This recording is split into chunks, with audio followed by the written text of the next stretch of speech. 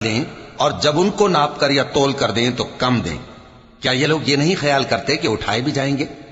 یعنی ایک بڑے سخت دن میں، جس دن تمام لوگ رب العالمین کے سامنے کھڑے ہوں گے۔ سن رکھو کہ بدکاروں کے اعمال نامے سجین میں ہوں گے، اور تم کیا جانتے ہو کہ سجین کیا چیز ہے؟ ایک دفتر ہے لکھا ہوا، اس دن جھٹلانے والوں کے لیے خرابی ہے، یعنی جو انصاف کے دن کو جھٹلاتی ہیں، اور اس کو جھٹلاتا وہی ہے جو حد سے نکل جانے والا گناہگار ہے۔ جب اس کو ہماری آیتیں سنائی جاتی ہیں تو کہتا ہے یہ تو پہلے لوگوں کے افسانے ہیں۔ ہرگز نہیں، بات یہ ہے کہ یہ جو اعمال بد کرتے ہیں ان کا ان کے دلوں پر زنگ بیٹھ گیا ہے۔